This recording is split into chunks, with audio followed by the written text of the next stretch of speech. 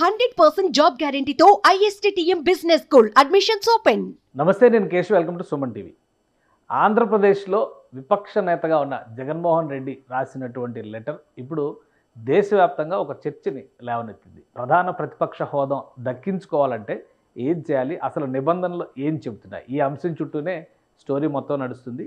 జగన్మోహన్ రెడ్డి రాసినటువంటి లేఖలో వాస్తవాలు ఏంటి, అసలు ఆ లేఖలో పేర్కొన్నటువంటి అంశాలు నిజంగానే వాస్తవంలో అవి పరిగణించదగినటువంటి అంశాలా, లేదా జగన్మోహన్ రెడ్డిని ఎవరైనా తప్పుదారి పట్టిస్తున్నారా? ఇక్కడ చర్చ అదే నడుస్తుంది. జనాన్ని జగన్మోహన్ రెడ్డి తప్పుదారి పట్టిస్తున్నారా, లేదా జగన్ని ఎవరైనా తప్పుదారి పట్టిస్తున్నారా? దీని చుట్టూనే చరిత్ర నడుస్తున్నటువంటి నేపథ్యంలో ఒకసారి మనం పరిశీలిద్దాం. ఆ లేఖలో ఉన్నటువంటి కీలక అంశాల్లో వాస్తవాలు తెలుసుకునేటువంటి ప్రయత్నం చేద్దాం. ఆంధ్రప్రదేశ్ అసెంబ్లీ స్పీకర్కి జగన్మోహన్ రెడ్డి రాసినటువంటి లేఖ ఇది. ఈ లేఖ చాలా సుదీర్ఘంగా ఉంది కాబట్టి దీనిలో కోర్ పాయింట్స్, ఇప్పుడు డిస్కషన్ పాయింట్గా మారినటువంటి అంశాలు మాత్రమే మనం చూసేటువంటి ప్రయత్నం చేద్దాం. 4 పేజీల ఈ లేఖలో ప్రధాన ప్రతిపక్ష హోదాకు సంబంధించి అనేక అభ్యంతరాలను వ్యక్తం చేస్తూ ఆయన ప్రధాన ప్రతిపక్ష హోదా వైసీపీకి డిమాండ్ చేశారు. కానీ దానిలో ఇంకా చాలా అంశాలని జగన్మోహన్ రెడ్డి మెన్షన్ చేసేటువంటి ప్రయత్నం చేశారు. మీరు మాకు ఇవ్వకుండా అన్యాయం చేస్తున్నారనేటువంటి రీతిలో మాట్లాడుతూనే ఒక దగ్గర బతిలాడారు, ఒక దగ్గర బెదిరించారు, మరో దగ్గర చరిత్రని చెబుతూ ఆ క్రమంలో కొన్ని ఉదాహరణలను కోట్ చేశారు. సో చరిత్రలో చెప్పినటువంటి ఉదాహరణలు అవి నిజమా కాదా, అబద్ధమా నిజమా, ఈ అంశాన్ని తేల్చేటువంటి ప్రయత్నం మనం చేద్దాం. ఇది జగన్మోహన్ రెడ్డి రైజ్ చేసినటువంటి కీలకమైనటువంటి అంశం ఏంటంటే 1984లో Parvathaneni Upendra of TDP was granted the position of LOP అంటే leader of opposition in the Lok Sabha in the year 1984 even though TDP only secured 30 seats out of a total 543 seats.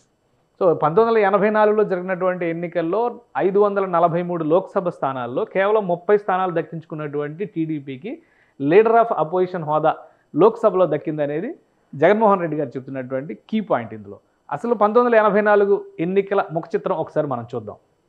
1984 నాటి ఎన్నికలకు సంబంధించినటువంటి డేటా ఇది.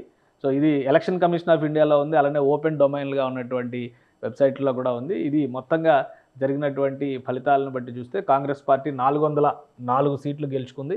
మొత్తం 516 స్థానాలకు ఎన్నికలు జరిగాయి. ఎందుకంటే ఇందిరాగాంధీ చనిపోయిన తర్వాత జరిగినటువంటి ఎన్నికలు, అలానే పంజాబ్లో అల్లకల్లోలం జరగడం, సిక్కుల ఊచకోత నేపథ్యంలో పంజాబ్లో ఎన్నికలు జరగలేదు, అస్సాంలో కూడా ఎన్నికలు జరగలేదు, ఉత్తరప్రదేశ్, బీహార్, జార్ఖండ్, అప్పటికి జార్ఖండ్ లేదు కాబట్టి ఉత్తరప్రదేశ్, బీహార్, బెంగాల్ లాంటి రాష్ట్రాల్లో కొన్ని నియోజకవర్గాల్లో ఎన్నికలు వాయిదా పడ్డాయి. సో మొదట 515 స్థానాలకు మాత్రమే ఎన్నికలు జరిగినాయి, 516 స్థానాలకు మాత్రమే ఎన్నికలు జరిగినాయి. అందులో కాంగ్రెస్ పార్టీ 404 సీట్లు గెలుచుకుంది. తర్వాత Bharatiya Janata party first time పార్లమెంట్లో అడుగుపెట్టింది. ఈ భారతీయ జనతా పార్టీగా పేరు మారిన తర్వాత 2 సీట్లు మాత్రమే గెలిచింది.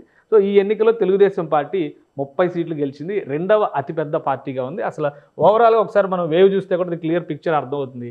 దేశవ్యాప్తంగా కాంగ్రెస్ సునామీ ఒక రకంగా చెప్పాలంటే, ఎందుకంటే దేశం ఏర్పడిన తర్వాత, స్వతంత్ర భారతదేశం ఏర్పడిన తర్వాత కాంగ్రెస్ పార్టీ ఇన్ని స్థానాలు గెలిచిందని, మొట్టమొదటిసారిగా ఇన్ని స్థానాలు గెలిచినటువంటి సందర్భం 1984లోనే జరిగింది. ఎందుకంటే ఇందిరాగాంధీ హత్య దానికి ప్రధానమైనటువంటి కారణం. హత్య తర్వాత ఒక వేవ్ వెళ్ళింది, కానీ ఒక్క ఆంధ్రప్రదేశ్లో మాత్రం తెలుగుదేశం చుట్టూనే రాజకీయం నడిచినటువంటి పరిస్థితి. ఆంధ్రప్రదేశ్లో కూడా డిఫరెంట్ కాంబినేషన్స్ ఉన్నాయి.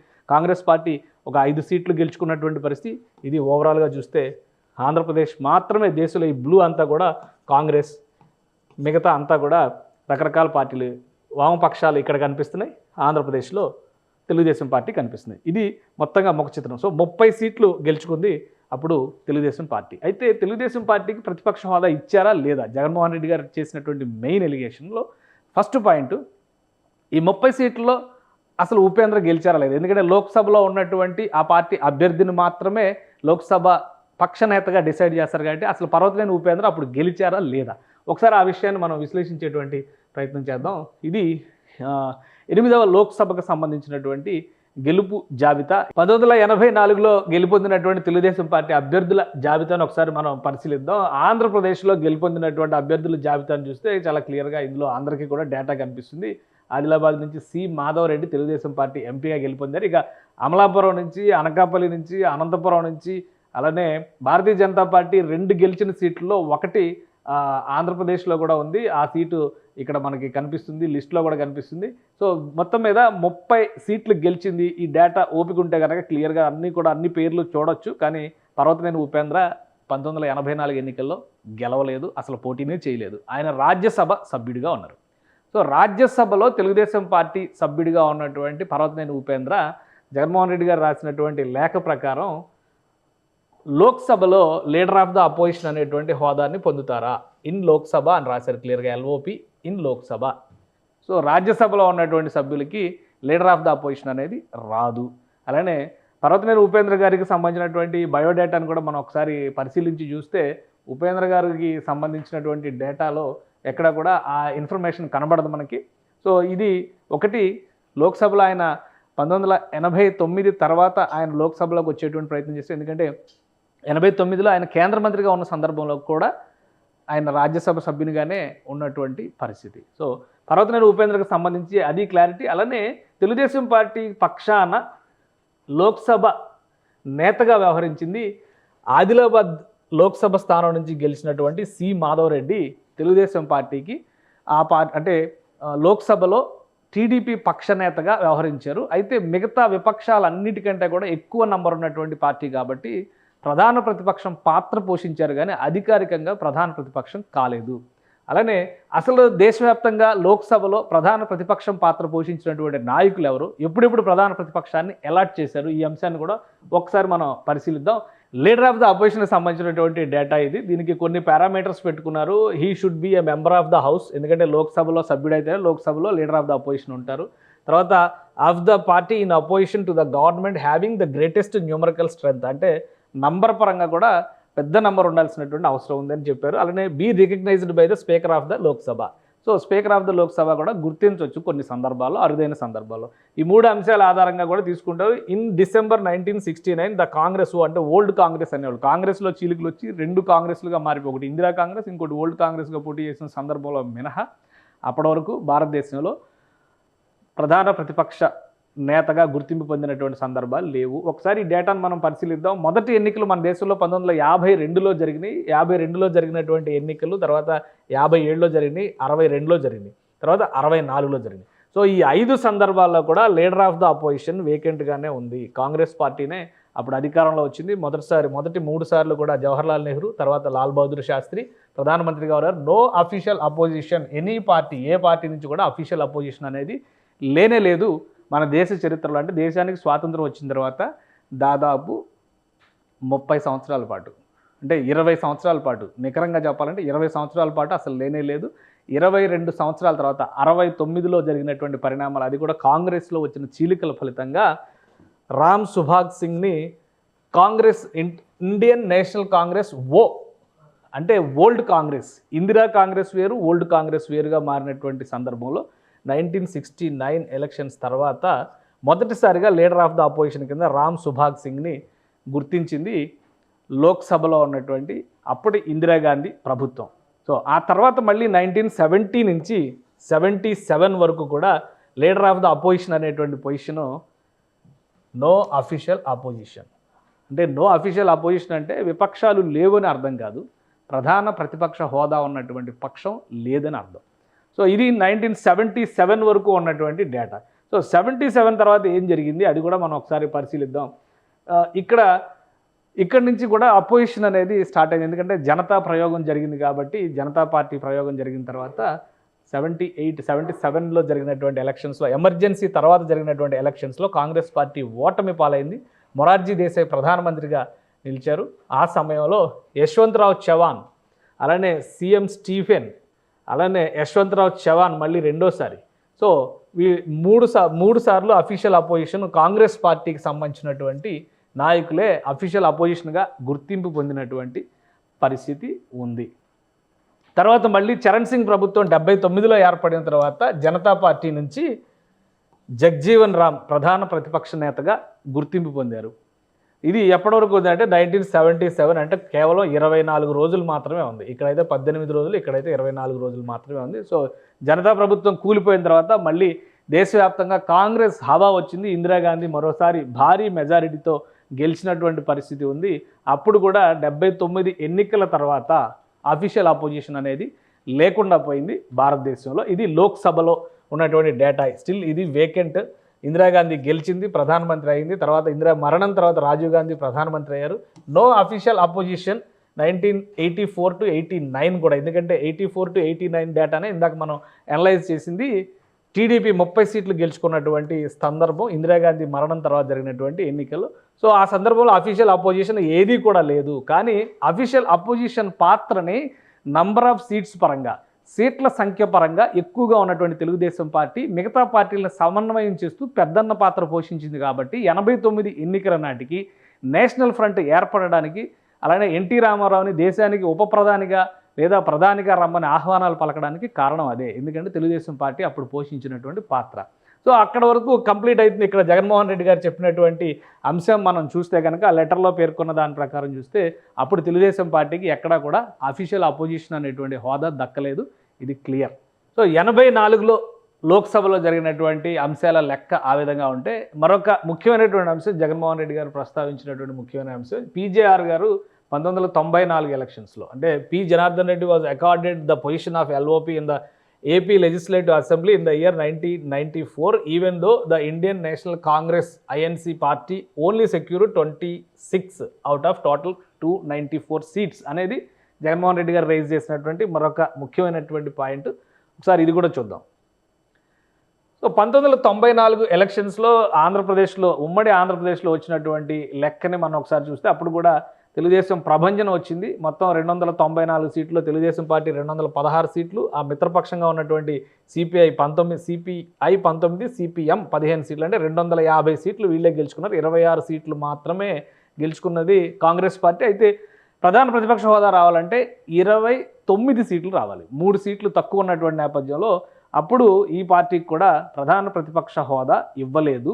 కేవలం సిఎల్పి లీడర్గానే, కాంగ్రెస్ లెజిస్లేచర్ పార్టీ లీడర్గా మాత్రమే అప్పుడు ఉన్నటువంటి పీజేఆర్ని గుర్తించింది అప్పటి లోక్సభ అసెంబ్లీ, ఆంధ్రప్రదేశ్, ఉమ్మడి ఆంధ్రప్రదేశ్ అసెంబ్లీ. సో అది ఇంకొక అంశం జగన్మోహన్ రెడ్డి గారు రైజ్ చేసినటువంటి అంశం. In recent vintage the legislative assembly of the state Delhi in the year 2015 has accorded the status of leader of opposition to the BJP even though they only secured 3 out of total 70 seats. ఇది కూడా సత్యదూరమైనటువంటి అంశం. దీనికి సంబంధించినటువంటి డేటాను కూడా ఒక్కసారి మనం పరిశీలిద్దాం. ఢిల్లీ ఎలక్షన్స్కి సంబంధించి లాస్ట్ 3 టర్ముల ఎలక్షన్స్లో కూడా ఆమ్ ఆద్మీ పార్టీకి అనూహ్యమైనటువంటి విజయ పరంపర. ఇది ఢిల్లీ స్టేట్ అసెంబ్లీ సినారియో. మొత్తం 70 సీట్లు ఉన్నాయి. ఇందులో 10% అంటే 7 సీట్లు గెలుచుకోవాల్సినటువంటి పరిస్థితి ఉంది. ఒక్కసారి ఢిల్లీ అసెంబ్లీకి సంబంధించినటువంటి డేటా చూద్దాం. మనం ఓవరాల్గా ఢిల్లీ టోటల్ సినారియో మనకు అవసరం లేదు కాబట్టి లాస్ట్ రీసెంట్ ఎలక్షన్స్ 5వ అసెంబ్లీ, 6వ అసెంబ్లీ ఇవి మాత్రం చూస్తే సరిపోతుంది.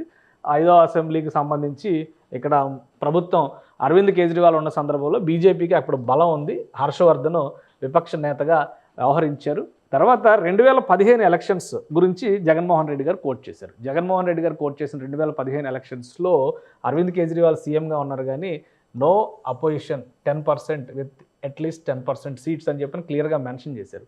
సో 2020 ఎలక్షన్స్లో కూడా అపోజిషన్ రాలేదు. కానీ చివరిలో జరిగినటువంటి కొన్ని పరిణామాల్లో ఒకరిద్దరు పార్టీలు మారినటువంటి సందర్భంలో ఫైనల్గా 7%, 10% రావాల్సినటువంటి 7 సీట్స్ని బీజేపీ గెలుచుకున్నటువంటి నేపథ్యంలో రామ్వీర్ సింగ్ బిధూరి బీజేపీ పక్ష నేత, అంటే విపక్షానికి సంబంధించి అఫీషియల్ హోదా 2020 ఎలక్షన్స్ తర్వాత ఆయన దక్కించుకుంది. ఎందుకంటే 7 సీట్లు మాత్రమే గెలుచుకున్నటువంటి పరిస్థితి ప్రస్తుతానికి అసెంబ్లీలో ఉన్నటువంటి సినారియో ఇది. ఇంకా 2 సీట్లు ఖాళీ ఉన్నాయి. ఎందుకంటే ఈ మధ్య రిజైన్ చేసినటువంటి వాళ్ళు, ఎంపీలుగా గెలిచిన వాళ్ళు ఉన్నారు. అలానే సో ఇది కూడా ఒక అనవసరమైనటువంటి అంశాన్ని స్పష్టత లేకుండా చెప్పినటువంటి అంశంగా మనం చూడాల్సి ఉంటుంది.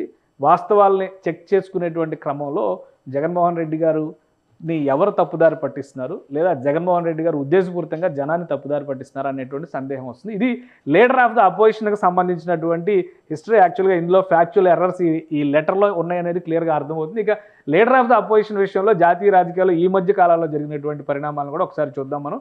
2014 తర్వాత జరిగినటువంటి పరిణామాలు. ఎందుకంటే 2014 నుంచి బీజేపీ ప్రభుత్వం, ఎన్డీఏ ప్రభుత్వం అధికారంలో ఉంది కాబట్టి ఇక్కడ 2014లో ఎన్నికలు పూర్తయ్యే ముందర చూస్తే కనుక బీజేపీ ఇక్కడ ప్రధాన ప్రతిపక్ష పాత్ర పోషించింది. యూపీఏ గవర్నమెంట్కి ప్రధాన ప్రతిపక్ష పాత్ర పోషించినటువంటి ఇద్దరు నాయకులు, ఒకవైపు ఎల్కే అద్వానీ, ఇంకోవైపు సుష్మా స్వరాజ్. అంటే 2009 నుంచి సుష్మా స్వరాజ్ ప్రతిపక్ష పాత్ర పోషించారు, ప్రధాన ప్రతిపక్ష నేతగా పోషించినటువంటి పాత్ర. 2014లో కాంగ్రెస్ పార్టీకి 43 సీట్లు మాత్రమే వచ్చినటువంటి నేపథ్యంలో నో అఫీషియల్ అపోజిషన్ ఇక్కడ కూడా లేదు. నరేంద్ర మోడీకి 2014 నుంచి, తర్వాత 2019లో కాంగ్రెస్ పార్టీకి 52 సీట్లు మాత్రమే వచ్చినాయి. వాస్తవానికి పార్లమెంట్లో అఫీషియల్ అపోజిషన్ పాత్ర రావాలంటే 54 సీట్లు రావాలి. 2 సీట్లు తగ్గడం వలన 2009 నుంచి కూడా ఈ పొజిషన్ వేకెంట్గానే ఉంది. అందుకే అధీర్ రంజన్ చౌదరిని కాంగ్రెస్ పక్షం నేతగా అక్కడ అపాయింట్ చేశారు. అప్పటి వరకు రాహుల్ గాంధీ కూడా బాధ్యతలు తీసుకోలేదు. కానీ ఈసారి కాంగ్రెస్ పార్టీ 99 సీట్లు గెలుచుకున్నటువంటి నేపథ్యంలో ఇప్పుడు అఫీషియల్ అపోజిషన్ 2024 నుంచి 1 డే నిన్న డిసైడ్ అయినటువంటి సభ కాబట్టి 1 డే 18th లోక్సభకి సంబంధించి రాహుల్ గాంధీ ప్రధాన ప్రతిపక్ష నేతగా వ్యవహరించబోతున్నారు. ఇది ప్రధాన ప్రతిపక్షానికి సంబంధించి పెట్టుకున్నటువంటి నామ్స్, టర్మ్స్ అండ్ కండిషన్స్ కొన్ని రికార్డ్ బుక్స్లో లేవు అనేటువంటి మాట కూడా చెప్పారు. అయితే కొన్ని రూల్ బుక్స్కి సంబంధించినటువంటి డాక్యుమెంట్స్ వెరిఫై చేస్తే recognition of and facilities to legislature parties and groups, దీనికి సంబంధించిన దానిలో ఒక పాయింట్ ఆల్రెడీ మెన్షన్ చేశారు. అంటే కాన్స్టిట్యూషన్లో ఇది నేరుగా మెన్షన్ చేశారు. నంబర్ పెద్దగా ఉండాలనేటువంటి అంశం మాత్రమే చెప్పారు కాన్స్టిట్యూషన్లో. కానీ మిగతా విషయాల్లో చూస్తే shall have at least A strength equal to the quorum fixed to constitute sitting the assembly, that is 1/10. ఇక్కడ క్లియర్గా మెన్షన్ చేశారు 1/10 of the total number of members of the house. Total number of the members of the house అంటే ఆంధ్రప్రదేశ్లో 175 seats, మొత్తం 175 మంది ఉన్నారు కాబట్టి ఇందులో 10% లెక్కేసుకొని చూస్తే 18 సీట్లు గెలవాల్సినటువంటి పరిస్థితి ఉంది. 18 సీట్లు రాలేదు కాబట్టి జగన్మోహన్ రెడ్డికి ఆ హోదా రాదు అనేటువంటి అంశాన్ని మెన్షన్ చేశారు. సో ఈ లేఖలో ఉన్నటువంటి అంశాలు ఖచ్చితంగా వాస్తవ దూరంగా ఉన్నటువంటి పరిస్థితి ఉంది. కొన్ని అంశాలని కంప్లీట్గా మిస్లీడ్ చేస్తున్నట్టుగా ఉంది. సో జగన్మోహన్ రెడ్డి గారికి ఇన్ఫర్మేషన్ ఇచ్చిన వాళ్ళు చేసినటువంటి తప్పుగా దీన్ని చూడాలా, లేదా ఉద్దేశపూరితంగా ఇలాంటి లేఖలు బయటకు వస్తున్నాయా అనేది కూడా గమనించాల్సిన అవసరం అయితే కనిపిస్తుంది. లీడర్ ఆఫ్ ద అపోజిషన్కి కొన్ని క్రైటీరియాలు, కొన్ని పారామీటర్స్, అలానే కొన్ని ఆనవాయితీల్ని ఫాలో అవుతున్నటువంటి పద్ధతి భారత రాజ్యాంగం, భారత రాజకీయ వ్యవస్థ, ముఖ్యంగా లెజిస్లేచర్ పార్ట్లో వివరించినటువంటి పరిస్థితి ఉంది. దీనిపైన ఇప్పుడు ఏపీ అసెంబ్లీ స్పీకర్ ఎలాంటి నిర్ణయం తీసుకుంటారో వేచి చూడాలి. సుమన్ టీవీలో మీ పర్సనల్ అండ్ బిజినెస్ ప్రమోషన్స్ కోసం కింది నెంబర్కి కాంటాక్ట్ చేయండి.